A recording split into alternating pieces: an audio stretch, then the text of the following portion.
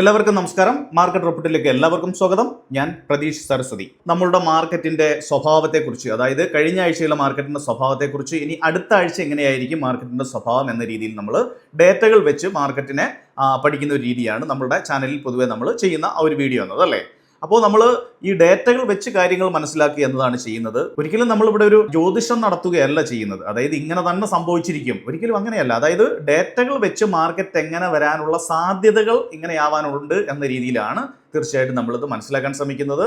ഡേറ്റകൾ വെച്ച് മനസ്സിലാക്കുക എന്നാൽ തീർച്ചയായിട്ടും പ്രൈസ് ആക്ഷൻ ആണ് നമ്മൾ ഏറ്റവും കൂടുതൽ ഇമ്പോർട്ടൻറ്റ് കൊടുക്കുന്നത്. അത് തന്നെയാണ് മാർക്കറ്റ് എന്നാണ് ഞാൻ പൂർണ്ണമായിട്ടും വിശ്വസിക്കുന്നത്. പിന്നെ നിരവധി ഇൻഡിക്കേറ്റേഴ്സ് ഉണ്ട്, തീർച്ചയായിട്ടും അത് നമുക്കൊരു സപ്പോർട്ട് എന്ന രീതിയിൽ മാത്രം ഉപയോഗിക്കാം. പക്ഷേ ശരിക്കും മാർക്കറ്റിനെ മനസ്സിലാക്കാൻ പ്രൈസ് ആക്ഷൻ തന്നെയാണ് ഉപയോഗിക്കേണ്ടതെന്നാണ് എൻ്റെ ഒരു അഭിപ്രായം. അത് വെച്ചാണ് നമ്മളിത് കാര്യങ്ങൾ പഠിക്കുന്നത്.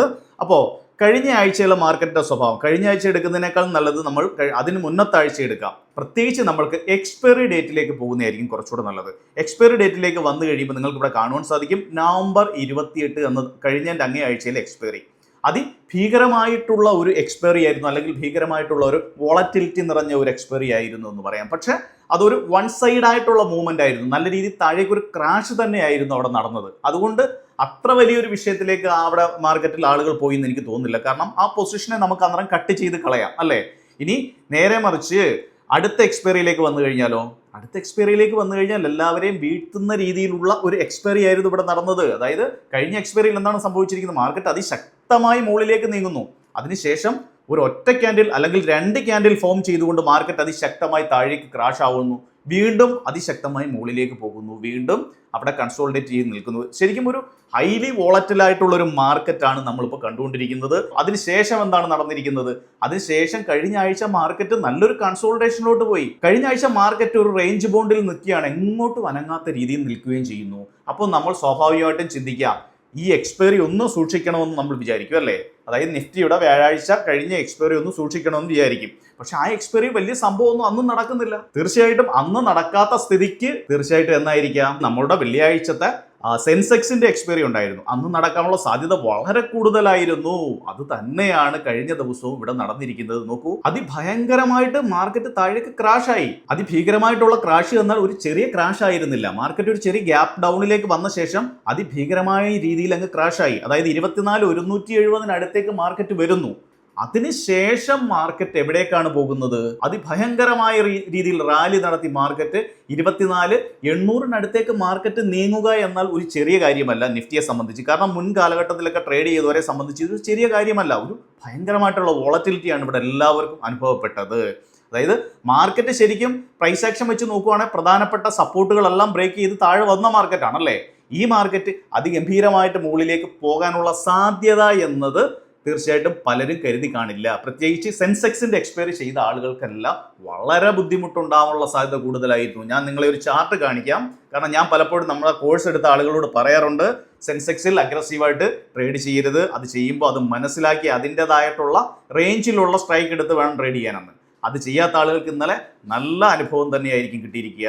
അത്ര ഭീകരമായിട്ടുള്ള ഒരു മൂവ്മെന്റ് ആണ് സെൻസെക്സിൽ നടന്നത്. ഞാൻ എന്തിനാണ് സെൻസെക്സിനെ കുറിച്ച് നിങ്ങളോട് പറയുന്നത് എന്ന് വെച്ച് കഴിഞ്ഞാൽ, സെൻസെക്സിൽ ട്രേഡ് ചെയ്യുമ്പോൾ ഞാൻ പലപ്പോഴും നമ്മുടെ ചാനലിലും പറഞ്ഞിട്ടുള്ളതാണ്, ഞങ്ങളുടെ കോഴ്സ് എടുത്ത ആളുകളോട് പറഞ്ഞിട്ടുള്ളതാണ്, സെൻസെക്സിൽ ട്രേഡ് ചെയ്യുമ്പോൾ വളരെ ശ്രദ്ധിക്കണം എന്ന്. അതായത് വെള്ളിയാഴ്ച ആയിരുന്നു സെൻസെക്സിന്റെ എക്സ്പയറി, അല്ലേ? അപ്പോൾ പലരും പൊസിഷനുകൾ എടുക്കുന്നത് കൂടുതലും നിഫ്റ്റിയിൽ നിന്ന് ഇറങ്ങിയ ശേഷം സെൻസെക്സിന്റെ എക്സ്പയറിയിലേക്ക് വ്യാഴാഴ്ച വൈകുന്നേരം എൻ്റർ ചെയ്യുന്ന ഒരു രീതിയാണ്, അല്ലേ? അങ്ങനെ എൻ്റർ ചെയ്തിരുന്നു എങ്കിൽ അവിടെ സംഭവിക്കുന്നത് എങ്ങനെയാണ്? വ്യാഴാഴ്ച മാർക്കറ്റ് നിഫ്റ്റി ക്ലോസ് ചെയ്ത ശേഷം സെൻസെക്സിലേക്ക് കയറുന്ന സമയത്ത് സെൻസെക്സ് നിന്ന ഭാഗത്ത് നിന്നും ഒരു 1600 പോയിന്റിന്റെ താഴേക്കാണ് നിങ്ങൾ ആ ഒരു പൊസിഷൻ എടുത്തിരുന്നതെങ്കിൽ, അതായത് ഒരു 80,000. ഇവിടെ ശരിക്കും ആ സമയത്ത് ഒരു 16-17 രൂപയുടെ പ്രീമിയം ആയിരുന്നു അവിടെ ഉണ്ടായിരുന്നത്. ആ 17 രൂപ കളക്ട് ചെയ്യാൻ ശ്രമിക്കുന്ന ആളുകൾക്ക് അന്ന് സംഭവിച്ചത് എന്താണ്? അവർ മോർണിംഗ് ഞെട്ടിപ്പോകുന്ന ഒരവസ്ഥയിലേക്ക് മാർക്കറ്റ് പോയിരിക്കുന്നു. നോക്കൂ, 320 രൂപയിലേക്ക് ആ 17 രൂപയുടെ ആ ഒരു സ്ട്രൈക്കിന്റെ പ്രീമിയം സ്പൈക്ക് ചെയ്തായിട്ട് കാണാൻ സാധിക്കുന്നു. അതായത് അവിടെ നിങ്ങളുടെ ക്യാപിറ്റൽ വൈപ്പ് ഔട്ട് ആവുന്ന രീതിയിലേക്ക് പോകുന്നു. നിങ്ങൾക്ക് അവിടെ ഒന്നും ചെയ്യാൻ സാധിക്കുന്നില്ല. പെട്ടെന്ന് ബ്രോക്കർ നിങ്ങൾക്ക് ഏറ്റവും ലോസസ് കാണിക്കുന്നു, ബ്രോക്കർ നിങ്ങൾക്ക് കൂടുതൽ മാർജിൻ കൊണ്ടുവരുമെന്ന് പറയുന്നു, പൈസ ഫില്ല് ചെയ്യാൻ പറയുന്നു, ചെയ്തില്ലെങ്കിൽ അവിടെ നിങ്ങളുടെ ക്യാപിറ്റൽ വൈപ്പ് ഔട്ട് ആവുന്നു, ബ്രോക്കർ നിങ്ങളെ സ്കോർ ഓഫ് ചെയ്യുന്നു. ഇത്രയാണ് അവിടെ നടക്കാൻ പോകുന്നത്. കാര്യങ്ങൾ അറിയാതെ ഓപ്ഷനിൽ കയറി ട്രേഡ് ചെയ്ത് കാര്യങ്ങൾ പഠിച്ചു മാത്രം ചെയ്യുക. ഇത് പറയുമ്പോൾ മറ്റുള്ളവർക്ക് ഒരു തമാശയാണ്. നമ്മൾ ഒരു എഞ്ചിനീയർ ആവണമെങ്കിൽ തന്നെ എത്ര നാൾ പഠിക്കണം, ഒരു ഡോക്ടർ ആവണമെങ്കിൽ എത്ര നാൾ പഠിക്കണം എന്ന് പറയുന്നത് പോലെ ഈ ഒരു കാര്യത്തിലും നിങ്ങൾ അത്രയൊന്നും സമയം ചെലവഴിച്ചില്ലെങ്കിൽ നിങ്ങൾക്ക് ഒരു 1-2 മാസമെങ്കിലും കാര്യങ്ങൾ മനസ്സിലാക്കാൻ വേണ്ടി ഒരു കോഴ്സ് എടുത്ത് ആരുടെ ആയാലും, ഇപ്പം എൻ്റെ നല്ല ആരുടെ ആയാലും ഒരു കോഴ്സ് എടുത്ത് മനസ്സിലാക്കിയ നിങ്ങൾ FNO എന്ന സെഗ്മെന്റിലേക്ക് വരാവൂ. ഡെറിവേറ്റീവ് വിഭാഗത്തിലേക്ക് വന്ന് ട്രേഡ് ചെയ്താൽ തീർച്ചയായിട്ടും നിങ്ങൾ പഠിച്ച് തന്നെ ചെയ്യുക തന്നെ വേണം. അത് പ്രത്യേക ഓർക്കുക, അല്ലെങ്കിൽ നിങ്ങൾ കൊണ്ടുവരുന്ന ക്യാപിറ്റൽ വൈപ്പ് ഔട്ട് ആയി പോകും. അത് നിങ്ങൾ ഓപ്ഷൻ ബയർ ആയിക്കോട്ടെ സെല്ലർ ആയിക്കോട്ടെ, കാര്യങ്ങളെല്ലാം റിസൾട്ട് ഒരുപോലെ ആയിരിക്കും എന്ന കാര്യം പ്രത്യേകം ഓർക്കുക. മറ്റൊരു കാര്യം കൂടി നിങ്ങളോട് പറഞ്ഞുകൊള്ളട്ടെ. ഞാൻ നിങ്ങളോട് വ്യക്തമായിട്ട് നേരത്തെ പറഞ്ഞു കഴിഞ്ഞു, മാർക്കറ്റിന്റെ സ്വഭാവം മാറിക്കഴിഞ്ഞു. മാർക്കറ്റിനെ നമ്മൾ ദൂരെ നിന്ന് വാച്ച് ചെയ്യുക. എന്താണ് അവന്റെ സ്വഭാവം, ഏത് രീതിയിലാണെന്ന് കണ്ട ശേഷം അതിനുശേഷം നമ്മൾ മാർക്കറ്റിലേക്ക് ഇറങ്ങി ട്രേഡ് ചെയ്യുന്നതായിരിക്കും നല്ലതെന്ന് പറഞ്ഞു. ഇനി അതല്ല, ഞങ്ങളുടെ കോഴ്സ് എടുത്ത ആളുകളോട് വ്യക്തമായിട്ട് പറഞ്ഞിട്ടുണ്ട്. എന്താണ് ഞങ്ങൾ ഉപയോഗിക്കുന്ന 2 സ്ട്രാറ്റജികളാണ്. അതിൽ ഒരു സ്ട്രാറ്റജി തൽക്കാലം ഒന്ന് നിർത്തിവെച്ചുകൊണ്ട് നിങ്ങൾ ഞങ്ങളുടെ പ്രധാനപ്പെട്ട സ്ട്രാറ്റജി തന്നെ യൂസ് ചെയ്തോളാൻ പറഞ്ഞു. അത് ഏത് മാർക്കറ്റ് കണ്ടീഷനും നമ്മൾ പ്രോഫിറ്റിൽ പോകുന്ന സ്ട്രാറ്റജിയാണ്. ഓക്കെ, അപ്പോൾ അങ്ങനെ നിൽക്കാനാണ് നിങ്ങളോട് പറഞ്ഞിട്ടുള്ളത്. തീർച്ചയായിട്ടും മാർക്കറ്റിനെ വാച്ച് ചെയ്യുക, അതിന്റെ സ്വഭാവം എന്താണെന്ന് നമുക്ക് മനസ്സിലാക്കി എടുക്കേണ്ടിയിരിക്കുന്നത്. ഏറ്റവും പ്രധാനപ്പെട്ട കാര്യം എന്നാൽ സെബിയുടെ ഉയർന്ന ഉദ്യോഗസ്ഥർ പോലും പലയിടങ്ങളിലും സംസാരിച്ചു തുടങ്ങിയിരിക്കുന്നു. മാർക്കറ്റിന്റെ ഈ വോളറ്റിലിറ്റി അവർ വാച്ച് ചെയ്തുകൊണ്ടിരിക്കുകയാണ്. എന്തുകൊണ്ടാണ് ഇത്ര ഭീകരമായിട്ട് സംഭവിക്കുന്നതെന്ന് അവർ വാച്ച് ചെയ്തുകൊണ്ടിരിക്കുകയാണ്.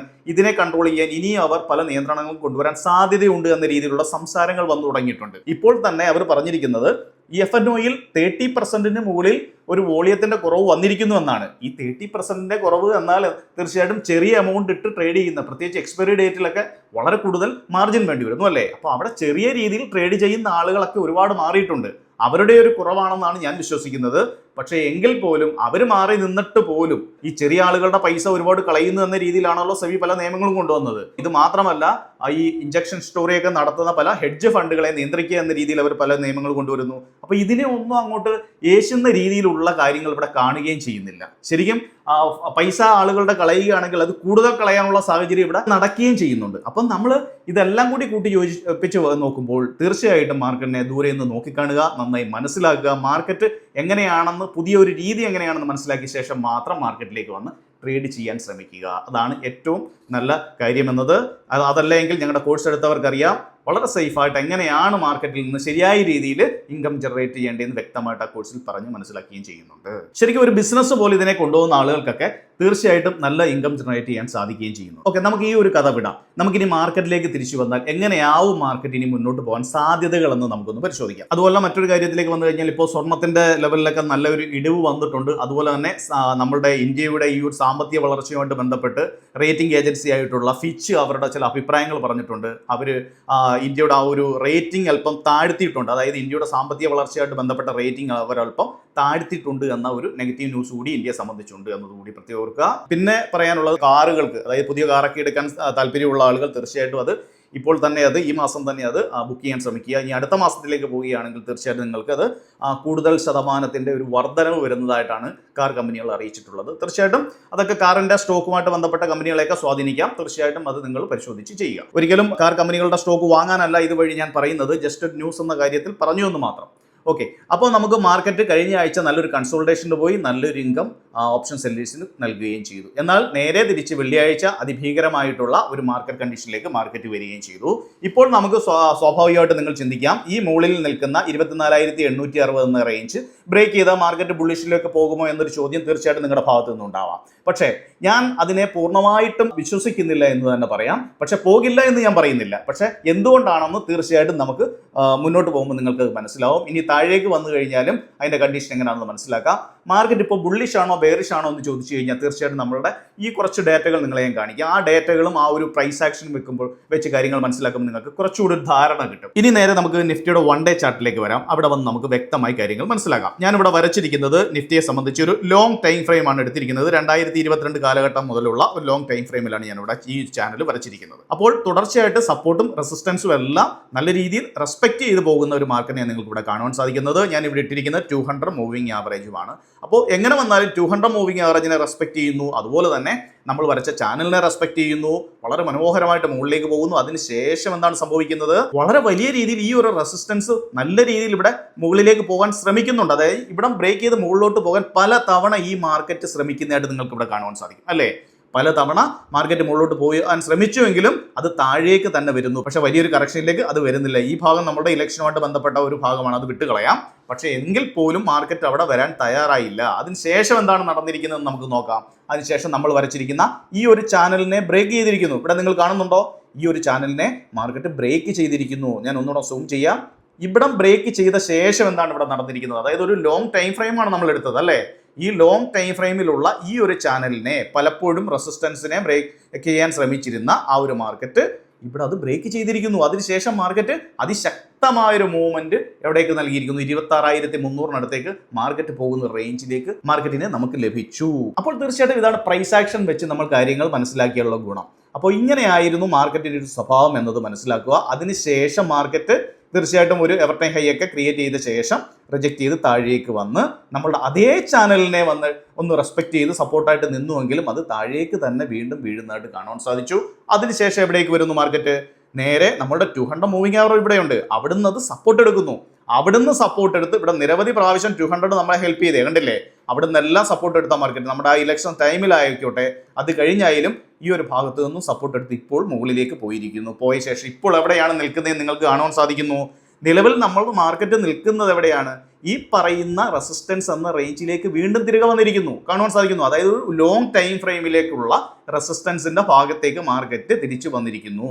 ഓൾറെഡി മാർക്കറ്റ് നല്ലൊരു റാലി നടത്തി, മാർക്കറ്റ് താഴേക്ക് വന്നു. വീണ്ടും മാർക്കറ്റ് നല്ല രീതിയിൽ കഴിഞ്ഞ ദിവസം ആ റെസിസ്റ്റൻസിനെ ബ്രേക്ക് ചെയ്യുകയും ചെയ്തിരിക്കുന്നു. അപ്പൊ ഈ ഒരു ബ്രേക്ക് എന്നത് ഒരു ബുള്ളിഷിലേക്കുള്ള നീക്കമാണോ എന്ന് ചിന്തിച്ചു കഴിഞ്ഞാൽ എനിക്ക് തോന്നുന്നില്ല ഇതൊരു ശക്തമായ നീക്കമാണെന്ന്. ഞാൻ ജസ്റ്റ് പ്രൈസ് ആക്ഷൻ വെച്ച് സംസാരിക്കുന്നത് മാത്രം. ഒരുപക്ഷെ മാർക്കറ്റ് ഇവിടുന്ന് കുറച്ചൊക്കെ മുകളിലേക്ക് പോകാം, അത് സ്വാഭാവികമായിട്ടും പ്രൈസ് ആക്ഷൻ വെച്ച് നടക്കേണ്ട കാര്യം തന്നെയാണ്. അത് നിങ്ങളെ ഞാൻ ഫെബ് റീട്രേസ് വെച്ച് ഒന്നുകൂടെ കാണുമ്പോൾ നിങ്ങൾക്ക് കുറച്ചുകൂടെ ഒരു കാര്യം വ്യക്തമാവും. അപ്പോൾ ഈ ഒരു റീട്രേസ് എടുത്ത മാർക്കറ്റിന്റെ സ്വഭാവം അല്ലെങ്കിൽ ഈ ഒരു ബ്രേക്ക് ചെയ്തിരിക്കുന്ന മാർക്കറ്റിന്റെ സ്വഭാവം ശരിയാണോ എന്ന് നമുക്കൊന്ന് പരിശോധിക്കാം. അതിനുവേണ്ടി നമുക്ക് മറ്റൊരു ചാർട്ട് കൂടി നോക്കാം. അതായത് ഷോർട്ട് ടൈം രീതിയിലുള്ള ഒരു ചാനൽ വരയ്ക്കുകയാണ്. ഷോർട്ട് ടൈം രീതിയിലേക്ക് ഒരു ചാനൽ വരയ്ക്കുമ്പോൾ നോക്കൂ, ഇവിടെ ഈ ഒരു റേഞ്ച് വെച്ച് നമുക്ക് നമ്മളുടെ നേരത്തെ ഉണ്ടായിരുന്ന ആ ഒരു സപ്പോർട്ടും കൂടെ വെച്ച് നോക്കിക്കഴിഞ്ഞാൽ അങ്ങനെ നോക്കിയാലും മാർക്കറ്റ് എന്ത് സംഭവിച്ചിരിക്കുന്നു? നല്ലൊരു ബ്രേക്ക് ഔട്ട് ഇവിടെ നൽകിയിരിക്കുന്നു അല്ലേ? അപ്പോൾ ഈ ബ്രേക്ക് ഔട്ട് സത്യമാണോ എന്ന് നമുക്ക് എങ്ങനെ മനസ്സിലാക്കിയെടുക്കാം? ഈ ബ്രേക്ക് ഔട്ട് സത്യമാണോ എന്ന് നമുക്കിനി ചില പാറ്റേണുകളുണ്ട്, ആ പാറ്റേൺ കൂടി നമുക്കൊന്ന് നോക്കാം. അത് സത്യമാണോ എന്ന് ഞാനൊന്ന് ഡിലീറ്റ് ചെയ്യാണ് ഈ ഒരു ഭാഗം. വൺ ഡേ ചാർട്ടിനെ ഞാൻ ഒന്നുകൂടെ ചെറുതാക്കി കാണിക്കാം, അപ്പോൾ നിങ്ങൾക്ക് കുറച്ചുകൂടി ധാരണ വരും. ഇപ്പോൾ ഓക്കെ അല്ലേ? ഈ ഒരു ടൈം ഫ്രെയിമിനെ വൺ ഡേ ടൈം ഫ്രെയിമിനെ ഞാനൊന്ന് സൂം ചെയ്ത് അതിനുശേഷം ഒരു പാറ്റേൺ രൂപപ്പെടുന്നതായിട്ട് നിങ്ങൾക്ക് ഇവിടെ കാണുവാൻ സാധിക്കും. ആ പാറ്റേൺ എന്താണെന്ന് നമുക്ക് പോയി നോക്കാം. എന്തായിരിക്കും ആ സംഭവം നമുക്ക് നോക്കാം. ഇതെന്താണ് രൂപപ്പെട്ടിരിക്കുന്നത് നിങ്ങളൊന്ന് നോക്കുക. ഇവിടേക്ക് വന്ന് ശേഷം എന്താണ്? താഴേക്ക് വന്ന് അതിനുശേഷം ഇങ്ങോട്ട് മാർക്കറ്റ് വരുന്നു, തൊട്ട് മുകളിലേക്ക് മാർക്കറ്റ് വന്ന് ശേഷം എന്ത് സംഭവിക്കുന്നു എന്നാണ് കഥ. ഇതിപ്പോൾ എന്ത് പാറ്റേൺ ആണ് വന്നിരിക്കുന്നത്? ഈ പാറ്റേണിനെ ശരിക്കും നമുക്ക് ഹെഡ് ആൻഡ് ഷോൾഡർ പാറ്റേൺ എന്ന് പറയാം. എന്താണ് ഹെഡ് ആൻഡ് ഷോൾഡർ പാറ്റേൺ എന്ന് പറയാം? ഇത് അത്ര സുഖകരമായിട്ടുള്ളൊരു പാറ്റേൺ ആണോ? അല്ല. തീർച്ചയായിട്ടും ഇതിൻ്റെ ഒരു യാത്ര എന്നാൽ അത്ര സുഖകരമല്ല നമുക്ക് കാണാൻ സാധിക്കും വരുന്ന ദിവസങ്ങളിൽ. തീർച്ചയായിട്ടും പാറ്റേൺ വെച്ചാണ് നമ്മൾ സംസാരിക്കുന്നത്, നമ്മൾ ഡേറ്റകൾ വെച്ചാണ്. മാർക്കറ്റിന് കുറച്ചുകൂടി മുകളിലേക്കൊക്കെ പോകാം, അത് എവിടം വരെ പോകാനുള്ള സാധ്യതയുണ്ടെന്ന് ഇത് കഴിഞ്ഞ ശേഷം നിങ്ങളെ ഞാൻ എക്സ്പ്ലെയിൻ ചെയ്തു തരാം. നോക്കൂ, ഈ ഒരു റേഞ്ചിലാണ് ഇപ്പോൾ മാർക്കറ്റ് നിൽക്കുന്നത്. അതായത് ഓൾറെഡി ഇവിടെ ഒരു ഷോൾഡർ രൂപപ്പെട്ടു, മാർക്കറ്റ് താഴേക്ക് വന്നു, വീണ്ടും ഒരു ഹെഡ് ക്രിയേറ്റ് ചെയ്തു, താഴേക്ക് മാർക്കറ്റ് വന്നു, വീണ്ടും ഒരു ഷോൾഡർ ക്രിയേറ്റ് ചെയ്തിരിക്കുന്നു. ഇനി ഷോൾഡർ ക്രിയേറ്റ് ചെയ്ത് കഴിഞ്ഞാൽ സ്വാഭാവികമായിട്ട് എന്താണ് മാർക്കറ്റ് നടക്കേണ്ടത്? തീർച്ചയായിട്ടും ആ ഒരു ഷോൾഡർ പൂർത്തീകരിക്കുക എന്നൊരു ഘടകമുണ്ട് അല്ലേ? അതിനുശേഷം മാർക്കറ്റ് എന്താണ്? തീർച്ചയായിട്ടും സ്വാഭാവികമായിട്ട് ഒരു ക്രാഷാണ് സ്വാഭാവികമായിട്ടും ഈ ഒരു പാറ്റേൺ വെച്ച് നമുക്ക് മനസ്സിലാക്കാൻ സാധിക്കുന്നത്. അപ്പം നിങ്ങൾ മനസ്സിലാക്കേണ്ടത് ആ സമയത്ത് നമ്മുടെ 200 മൂവിംഗ് ആവറേജ് എവിടെ ഉണ്ട്, അതിനെ ബ്രേക്ക് ചെയ്യുന്നോ നോക്കുക. അതിനനുസരിച്ചുള്ള ട്രേഡ് അപ്പോൾ നിങ്ങൾക്ക് പരിഗണിക്കാവുന്നതാണ്. ഇപ്പോൾ നിലവിലുള്ള കണ്ടീഷൻ ഞാൻ ഇതൊന്ന് ജസ്റ്റ് ഒന്ന് മാറ്റുകയാണ്. ഇനി നമുക്ക് മറ്റൊരു കാര്യം കൂടി നോക്കാം. എങ്ങനെയാണ്? നമുക്കിവിടെ ഫെബ് റീട്രേസിലേക്കും കൂടെ വരാം. ഫെബ് റീട്രേസ് എടുത്തു കഴിഞ്ഞാൽ നമുക്കിവിടെ കാണുവാൻ സാധിക്കും. നോക്കൂ, ഞാനത് ഈ ഒരു ലെവലിലേക്കാണ് കൊണ്ട് നിർത്തിയിരിക്കുന്നത്, നിങ്ങൾക്ക് കുറച്ചുകൂടി ധാരണ കിട്ടാൻ വേണ്ടി. ഓക്കെ, ഇപ്പോൾ മാർക്കറ്റ് ശരിക്കും നോക്കൂ, റെസിസ്റ്റൻസ് എടുത്തിരിക്കുന്നത് എവിടെ നിന്നാണ് കാണുവാൻ സാധിക്കും. കറക്റ്റ് ആ ഒരു ഫെബിന്റെ കറക്റ്റ് ആ ഒരു റെസിസ്റ്റൻസ് കറക്റ്റ് ഇന്നലെ ആ റെസിസ്റ്റൻസ് എടുത്തിട്ടുണ്ട് അല്ലേ. അതിനുശേഷം മാർക്കറ്റ് ഇനി ബ്രേക്ക് ചെയ്താൽ എവിടം വരെ വരാനുള്ള സാധ്യതകളാണ് കാണിക്കുന്നത്. തീർച്ചയായിട്ടും മുകളിലേക്ക് വന്നു കഴിഞ്ഞാൽ 25,130 അല്ലെങ്കിൽ 150 കൂട്ടിക്കോളൂ. അതിന് മുകളിലേക്ക് പോയി കഴിഞ്ഞാൽ തന്നെയും മാർക്കറ്റ് 25,500 എന്ന റേഞ്ചിനടുത്തൊക്കെ പോയാൽ തന്നെ അതൊരു വലിയ മൂവ്മെന്റ് ആയിട്ടാണ് ഇവിടെ മാർക്കറ്റിനെ കാണിക്കുന്നത് അല്ലേ. അപ്പോൾ ഈ ഒരു റേഞ്ചിലേക്കൊക്കെ വന്നു കഴിഞ്ഞാൽ തന്നെ നമ്മുടെ ഹെഡ് ആൻഡ് ഷോൾഡർ പാറ്റേൺ ഇവിടെ കറക്റ്റ് നിലനിൽക്കുകയും ചെയ്യുന്നുണ്ട്. അപ്പോൾ തീർച്ചയായിട്ടും മാർക്കറ്റിൽ മുന്നോട്ടൊരു കറക്ഷനുള്ള സാധ്യതകൾ ഉണ്ടോ എന്ന് മാർക്കറ്റ് നമ്മളെ കാണിച്ചും തരുന്നുണ്ട് ഇത് വെച്ച്. അപ്പോൾ അത് വെച്ച് നിങ്ങൾ കാര്യങ്ങൾ മുന്നോട്ട് കൊണ്ടുപോകാനാണ് നിൽക്കേണ്ടത്. തീർച്ചയായിട്ടും ഒരു വലിയ ലോങ് പൊസിഷനിലേക്കൊന്നും കാര്യങ്ങളിലേക്ക് നീക്കാതിരിക്കുക. ഒരു പക്ഷേ ഇന്നോ നാളെയോ സംഭവിക്കണം എന്നല്ല ഞാൻ പറയുന്നത്. ഒരു പക്ഷേ കുറച്ച് ദിവസം ഈ ഒരു റേഞ്ചിൽ ഇവിടെ കൺസോൾഡേറ്റ് ചെയ്ത് നിൽക്കാനുള്ള സാധ്യതയും കൂടുതലാണ്. മനസ്സിലായി. ഇനി കൺസോൾട്ടേഷൻ അല്ല, ഇനി മാർക്കറ്റ് മുകളിലേക്ക് വന്നാലും വരുവാനുള്ള സാധ്യതകൾ എവിടേക്കാണ് നമ്മൾ മനസ്സിലാക്കി കഴിഞ്ഞു അല്ലേ. അപ്പം ഈ ഒരു രീതി കൂടി നിങ്ങൾ മനസ്സിൽ നിന്ന് വെക്കുക. മാർക്കറ്റിന്റെ പാറ്റേൺ വെച്ച് പറഞ്ഞു എന്ന് മാത്രം ഇനി മാർക്കറ്റ് നേരെ തിരിച്ചങ്ങ് പോവുകയാണെങ്കിൽ മാർക്കറ്റിന്റെ സ്വഭാവങ്ങളെല്ലാം മാറിമറിഞ്ഞ് കിടക്കുകയാണ്. പുതിയ നിയമങ്ങൾ കൊണ്ടുവന്നു, മാർക്കറ്റിന്റെ പഴയ സ്വഭാവമല്ല. അപ്പോൾ നമ്മൾ അതിനെ കണ്ടുകൊണ്ട് മനസ്സിലാക്കിയെടുക്കാനാണ് ശ്രമിക്കേണ്ടത്. അപ്പോൾ ഞാൻ ഈ പറഞ്ഞതിനെ വിമർശിക്കുകയല്ല ചെയ്യേണ്ടത്. നിങ്ങൾ മാർക്കറ്റിന്റെ സ്വഭാവം മാറുന്നു എന്നത് മനസ്സിലാക്കുകയാണ് ചെയ്യേണ്ടത്. മാർക്കറ്റിന്റെ നിലവിൽ അല്ലെങ്കിൽ മുൻ കാലഘട്ടത്തിലുള്ള സ്വഭാവം വെച്ചാണ് നമ്മൾ ഈ സംസാരിക്കുന്നത്. അത് പ്രത്യേകം ഓർക്കുക. ഇനി നമുക്ക് നേരെ ബാങ്ക് നിഫ്റ്റിയുടെ കേസിലേക്ക് വന്നു കഴിഞ്ഞാൽ അതുകൂടി നമുക്കൊന്ന് നോക്കാം. ബാങ്ക് നിഫ്റ്റി പൊതുവെ ആളുകൾ ഇപ്പോൾ ട്രേഡിംഗ് കുറവാണ്. എല്ലാ ആളുകളും ലോങ് പൊസിഷനുകൾ എടുക്കുന്ന ആളുകളാണ് കുറെ അങ്ങോട്ട് കയറുന്നത്. അല്ലാതെ കൂടുതൽ ആളുകളും ഇപ്പോൾ നിഫ്റ്റിയും സെൻസെക്സും ആണ് ട്രേഡ് ചെയ്യുന്നത്. സെൻസെക്സ് നമുക്കൊന്ന് മാറ്റി നിർത്താം, എങ്കിലും നിഫ്റ്റിയിലാണ് കൂടുതൽ ആളുകൾ ഇപ്പോൾ വീക്കിലി ആയതുകൊണ്ട് ട്രേഡ് ചെയ്യുന്നത്. അപ്പോൾ ഇവിടേക്ക് വന്നു കഴിഞ്ഞാൽ അതും അതേ കഥയാണ് നമുക്കിവിടെ പറയാനുള്ളത്. എന്ത്, ബാങ്ക് നിഫ്റ്റിയുടെ കേസിലും ബാങ്ക് നിഫ്റ്റിയും ബുള്ളിഷ് രീതിയിലേക്ക് തിരികെ വരുന്നുണ്ട്, നമുക്കിവിടെ കാണുവാൻ സാധിക്കുന്നു. പക്ഷേ നിഫ്റ്റിയുടെ അത്രയും ഭയപ്പെടുത്തുന്ന രീതി ഉണ്ടോ എന്ന് ചോദിച്ചു കഴിഞ്ഞാൽ അതൊരു സംശയമാണ്. ബാങ്ക് നിഫ്റ്റി ഒരു പക്ഷേ ഇവിടെ ഒരു ബുള്ളിഷ് വിത്ത് കൺസോൾട്ടേഷൻ എന്ന രീതിയിലേക്ക് പോകുന്നുണ്ട്. അപ്പോൾ ബാങ്ക് നിഫ്റ്റി എങ്ങനെയാണ് ഇനി റെസ്പോണ്ട് ചെയ്യുന്നത് എന്ന രീതി കൂടി അനുസരിച്ചായിരിക്കും നിഫ്റ്റിയുടെ കൂടി ഒരു മൂവ്മെന്റ് എന്ന് പറയാം. ഞാൻ പറഞ്ഞ നേരത്തെ നിഫ്റ്റിയിലുള്ള ആ ഒരു ബുള്ളിഷ് മൂവ്മെന്റത്തിനുള്ള സാധ്യതകൾ ബാങ്ക് നിഫ്റ്റിയുടെ ഈ ഒരു മുകളിലേക്കുള്ള മൂവ്മെന്റ് ഉണ്ടെങ്കിൽ തീർച്ചയായിട്ടും നിഫ്റ്റിയെ അത് സഹായിക്കും. ആ റേഞ്ചിലേക്ക് പോകാം. ഇനി ബാങ്ക് നിഫ്റ്റി ഇവിടെ കൺസോൾട്ടേറ്റ് ചെയ്യുകയോ ചെറിയ ബെയറിഷിലേക്ക് വരികയോ ചെയ്യുകയാണെങ്കിൽ നിഫ്റ്റിയുടെ ആ ഒരു ഹെഡ് ആൻഡ് ഷോൾഡർ പാറ്റേണിനെ കുറച്ചുകൂടെ സപ്പോർട്ട് ചെയ്യുന്ന രീതിയാവും കാര്യങ്ങൾ എന്ന് കൂടി ഒന്ന് ഓർക്കുക. ഇന്ത്യ വിക്സിന്റെ കേസിലേക്ക് വന്നു കഴിഞ്ഞാൽ ഇന്ത്യ വിക്സ് നല്ല രീതിയിൽ സ്പൈക്ക് ആയ ശേഷം പെട്ടെന്ന് അത് ക്രാഷായി, എങ്കിലും അത് 13 മുകളിൽ തന്നെ നിലനിൽക്കുന്നുണ്ട്. നമ്മളിപ്പോൾ US ഡോളറിനെതിരെ ഇന്ത്യൻ റുപ്പീസിന്റെ ഒരു സ്ട്രെങ്തിന്റെ കാര്യം നോക്കിക്കഴിഞ്ഞാൽ ഓൾറെഡി US ഡോളറിനെതിരെ ഇന്ത്യൻ റുപ്പീസിന്റെ ഒരു പവർ കുറഞ്ഞ് നിൽക്കുന്നതാണ് നമ്മൾ കാണുകയും ചെയ്യുന്നത്. അപ്പോൾ ഈ ഒരു കണ്ടീഷനിൽ തീർച്ചയായിട്ടും കൂടുതൽ FIAസും ഒക്കെ നമ്മളുടെ മാർക്കറ്റിൽ കൊണ്ടുവന്ന് ഇൻവെസ്റ്റ് ചെയ്യാൻ ഒന്നും മടിക്കും. അത് തന്നെയാണ് ഇപ്പം നടക്കുന്നതും. ഇനി നമ്മൾ വളരെ പ്രധാനപ്പെട്ട ഒരു ഡേറ്റയിലേക്കാണ് നമ്മൾ ഇനി പോകാൻ പോകുന്നത്. നിങ്ങൾ ഇവിടേക്ക് വരിക. ഇവിടെ കഴിഞ്ഞ ദിവസം മാർക്കറ്റിൽ സംഭവിച്ചത് നമുക്ക് നേരെ ക്യാഷ് മാർക്കറ്റിലേക്ക് വരാം. ക്യാഷ് മാർക്കറ്റിൽ വരുമ്പോൾ നോക്കൂ, 2,335 കോടിക്ക് മാത്രമാണ് FIAs ഇന്നലെ ബൈ ചെയ്തത്. അതിനനുസരിച്ച് അല്ലെങ്കിൽ ഒരു 732 കോടിക്ക് മാത്രമാണ് DIs സെല്ല് ചെയ്യുകയും ചെയ്തിട്ടുള്ളത്. അപ്പോൾ ഇത്രയും ഒരു ട്രാൻസാക്ഷൻ മാത്രമാണ് ശരിക്കും അവിടെ നടന്നതെങ്കിൽ നിങ്ങൾ ആലോചിച്ച് നോക്കൂ, ഇന്നലെ മാർക്കറ്റ് എന്തും വേണ്ടിയാണ് ക്രാഷ് ആയത്, എന്തും വേണ്ടിയാണ് മുകളിലേക്ക് കയറിപ്പോയത്, ഇത് ആരാണ് കയറ്റുന്നത്? തീർച്ചയായിട്ടും DIs കയറ്റുന്നു എന്നൊക്കെ നമുക്ക് തത്വത്തിൽ പറഞ്ഞു പോകാം. റീറ്റെയിലേഴ്സ് കയറ്റുന്നു എന്ന് നമുക്ക് തത്വത്തിൽ പറഞ്ഞു പോകാം. പക്ഷെ അങ്ങനെ പറഞ്ഞാലും മാർക്കറ്റിന്റെ ഈ ഒരു മൂവ്മെന്റിന്റെ സ്വഭാവമൊക്കെ മാറി മറിയുന്നുണ്ട്. ഞാൻ നേരത്തെ പറഞ്ഞ പോലെ സെബിയുടെ ഉദ്യോഗസ്ഥർ പോലും ഇത് വാച്ച് ചെയ്തുകൊണ്ടിരിക്കുന്നുണ്ട്. അപ്പോൾ ഇത് മാർക്കറ്റിന്റെ സ്വഭാവം എന്താണെന്ന് നിങ്ങൾ മനസ്സിലാക്കാൻ ശ്രമിക്കുക. ഇവിടെ FIAസിന്റെ DIസിന്റെ ഒരു പമ്പിങ് മാത്രമല്ല മാർക്കറ്റിന്റെ മൂവ്മെന്റിലേക്ക് ഇവിടെ നീങ്ങുന്നത്. മാർക്കറ്റിന്റെ ആ ഒരു ക്യാരക്ടറിൽ ചില മാറ്റങ്ങൾ വരുന്നു. അത് എവിടം വരെ പോയി നിൽക്കും, എങ്ങനെയാവും ഇനി മുന്നോട്ടുള്ള മാർക്കറ്റിന്റെ സ്വഭാവം എന്നെല്ലാം നമ്മൾ വാച്ച് ചെയ്ത് തന്നെ മനസ്സിലാക്കണം. നമുക്ക് നേരെ FIAസിന്റെ ഒരു ഡീറ്റെയിൽ നോക്കാം. ഇവിടെ ഓപ്ഷനിൽ എന്താണ് അവരോട് ചെയ്തു വെച്ചിരിക്കുന്നത് നമുക്ക് നോക്കാം. ഇവിടെ കോൾ അവർ ബൈ ചെയ്തേക്കുന്നത് 6.something ലാഖിനാണെന്ന് കാണാൻ സാധിക്കുന്നു. അതുപോലെ തന്നെ പുട്ട് അവർ ബൈ ചെയ്തിരിക്കുന്നത് 7 ലാഖിനെന്ന് പറയാം. അപ്പോൾ എന്തായാലും ഒരു ടൈറ്റ് റേഞ്ച് ആണ്, ഒരു സ്ലൈറ്റ്ലി ബെയറിഷ്നെസ്സും ഉണ്ടെന്ന് നമുക്ക് കാണാൻ സാധിക്കും അല്ലേ. പക്ഷേ അതൊരു കൺസോൾട്ടേഷൻ രീതിയിലാണ് മാർക്കറ്റ് നിൽക്കുന്നത്. മുന്നോട്ട് പോകുമ്പോൾ പ്രോസിന്റെ കണ്ടീഷൻ നോക്കുകയാണെങ്കിൽ നമുക്കിവിടെ കോൾ ബൈ ചെയ്തേക്കുന്നത് 1 ലാഖിന് പുറത്തുണ്ട്. അതുപോലെ തന്നെ പുട്ട് സെല്ല് ചെയ്തേക്കുന്നത് ഒരു 2 ലാഖിന് അടുത്തുള്ളതായിട്ടും കാണാൻ സാധിക്കും. അതൊരു സ്ലൈറ്റ്ലി ബുള്ളിഷും ആണെന്ന് കാണാൻ സാധിക്കും. ഒരു വലിയ പാർട്ടിസിപ്പേഷൻ ഇവിടെ ഉണ്ടെന്ന് നമുക്ക് തോന്നുന്നില്ല. നിലവിൽ ക്ലയന്റിന്റെ കേസിലേക്ക് വന്നാലോ, ക്ലയന്റ് ഇവിടെ കോൾ സെല്ല് ചെയ്തേക്കാണ് ഒരു 7 ലാഖിന് പുറത്തുണ്ടെങ്കിൽ പുട്ട് സെല്ല് ചെയ്തേക്കുന്നതും അതും 7 ലാഖിന്. അപ്പോൾ എങ്ങനെ വന്നാലും ഒരു കൺസോൾട്ടേഷൻ രീതിയിലേക്ക് മാർക്കറ്റ് നിൽക്കുകയും ചെയ്യുന്നുണ്ട്. അപ്പോൾ മാർക്കറ്റിന് ഒരു തീരുമാനം എങ്ങോട്ട് പോകണമെന്ന് ഇതുവരെയും ശരിക്കും ആയിട്ടില്ലാത്ത രീതിയിലുള്ള ഡേറ്റകളാണ് ഇവിടെ കാണുവാൻ സാധിക്കുന്നത്. അപ്പോൾ മാർക്കറ്റിനെ വളരെ ശ്രദ്ധയോടെ തന്നെ ട്രേഡ് ചെയ്യാനായിരിക്കണം ട്രേഡേഴ്സ് ശ്രമിക്കേണ്ടത്. ട്രേഡേഴ്സ് മാത്രമല്ല, ഇൻവെസ്റ്റേഴ്സും നിങ്ങൾ ഇതൊക്കെ വാച്ച് ചെയ്യണം. തീർച്ചയായിട്ടും ഇൻവെസ്റ്റേഴ്സും ഇതൊക്കെ വാച്ച് ചെയ്യേണ്ടതാണ്. മാർക്കറ്റ് താഴേക്ക് വീണ് കഴിഞ്ഞാൽ ഇൻവെസ്റ്റ് ചെയ്ത മണി ഒരുപാട് നെഗറ്റീവിലേക്ക് പോകും അല്ലേ. ശരിയാണ്, ലൈഫ് ലോങ് നമുക്ക് ഹോൾഡ് ചെയ്യാവുന്നതാണ്, വിഷയങ്ങളൊന്നുമില്ല. പക്ഷേ ഇതുപോലുള്ള ഡേറ്റകൾ നിങ്ങൾ കൂടി വാച്ച് ചെയ്ത് നിങ്ങൾക്കും ഇത് ഗുണം ആവും എന്ന് പ്രത്യേകം ഓർക്കുക. നമുക്ക് നേരെ ഫ്യൂച്ചർ ഡേറ്റയിലേക്ക് വന്നു കഴിഞ്ഞാലും നോക്കൂ, FIAs ഇവിടെ അതേ രീതിയിൽ തന്നെ അവരുടെ സെല്ലിംഗ് രീതി തുടർന്ന് തന്നെ പോകുന്നതായിട്ട് നമുക്ക് കാണുവാൻ സാധിക്കും. DISന്റെ കേസിലേക്ക് വന്നാലും അതേ രീതിയിൽ ഒരു സെല്ലിംഗ് രീതി തന്നെ തുടർന്ന് പോവുകയാണ്. പ്രോസിന്റെ കണ്ടീഷനിലേക്ക് വന്നു കഴിഞ്ഞാലും അവരവരുടെ സെല്ലിംഗ് ഒക്കെ അല്പം കുറച്ചിട്ടുണ്ടെങ്കിലും സെല്ലിംഗ് രീതി തന്നെയാണ് അവരും അവിടെ തുടരുന്നത് മുന്നോട്ടുള്ള ദിവസങ്ങളിൽ. ക്ലയൻസ് മാത്രമാണ് നേരത്തെ ബുള്ളിഷിൽ ഉണ്ടായിരുന്നെങ്കിലും ക്ലയന്റ് ഇപ്പോൾ അല്പം കുറച്ചു കൊണ്ടുവരുന്നതായിട്ട് നമുക്കിവിടെ കാണുവാനും സാധിക്കുന്നുണ്ട്. അപ്പോൾ ഇതൊക്കെ വെച്ച് മാർക്കറ്റിൽ നമ്മൾ നേരത്തെ സംസാരിച്ചേയും കൂടെ കൂട്ടി യോജിപ്പിച്ച് വായിക്കുമ്പോൾ തീർച്ചയായിട്ടും മാർക്കറ്റിനെ ഒന്ന് ശ്രദ്ധിക്കുന്നത് നന്നായിരിക്കും എന്നത് പ്രത്യേകം ഓർക്കുക. ഇന്നലത്തെ ദിവസത്തെ നമ്മുടെ OA ബിൽഡപ്പിന്റെ ഒരു രീതി നോക്കിയാൽ തന്നെ നോക്കി NSEയുടെ സൈറ്റിലേക്ക് വന്ന് നമുക്ക് കാണാൻ സാധിക്കും 42 ലക്ഷത്തി സംതിങ്ങിന്റെ ഒരു കോൾ സെല്ലേഴ്സ് ആണ് ഉള്ളത് എങ്കിൽ ഇവിടെ നോക്കൂ ഒരു 43-44 ലക്ഷത്തിന്റെ ഒരു ബുള്ളിഷ് രീതിയെ ഇവിടെ കാണിക്കുകയും ചെയ്യുന്നുള്ളൂ. അപ്പോൾ ഒരു ടൈറ്റ് റേഞ്ചിലാണ് മാർക്കറ്റിന് എങ്ങോട്ട് പോകണമെന്ന് ഡിസിഷൻ എടുക്കാൻ പറ്റാത്ത രീതിയിലാണെന്ന് പറഞ്ഞത് സത്യം തന്നെയാണ്. അപ്പം ഇത്ര വലിയ ഒരു ട്രാവൽ താഴേന്ന് മാർക്കറ്റ് മുകളിലോട്ട് നടത്തിയെങ്കിൽ പോലും തന്നെ ഇവിടുത്തെ OA ബിൽഡപ്പിൽ ഒന്നും വലിയ മാറ്റങ്ങളും സംഭവിക്കുന്നില്ല എന്ന് നമുക്ക് ഇവിടെ കാണുവാൻ സാധിക്കും. അത് നമുക്ക് സെൻസിബിളിന്റെ ഒരു ചാർട്ടിലേക്ക് വരുമ്പോൾ തന്നെ കുറച്ചുകൂടി നമുക്ക് മനസ്സിലാവും. നോക്കൂ, നിഫ്റ്റിയുടെ കേസിലേക്ക് വന്നു കഴിഞ്ഞാൽ ഇവിടെ ശരിയാണ് ഓവറോൾ നോക്കുമ്പോൾ നമുക്ക് ഇവിടെ PCR 1 കാണിക്കുന്നുണ്ട്.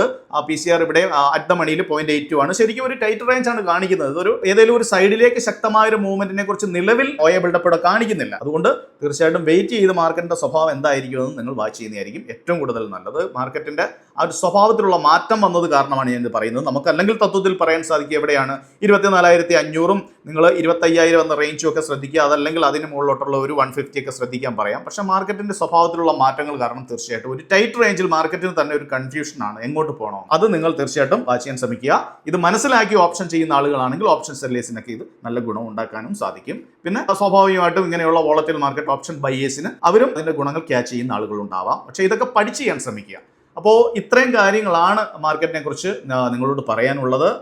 നമ്മളുടെ കുറച്ച് നീണ്ടുപോയെന്ന് തോന്നുന്നു വീഡിയോ ഇന്ന്. കാരണം ഇത്രയും കാര്യങ്ങൾ വിശദമായിട്ട് പറയുമ്പോൾ തീർച്ചയായിട്ടും കുറച്ച് സമയമെടുക്കും. കാര്യങ്ങൾ മനസ്സിലാക്കാൻ ശ്രമിക്കുക.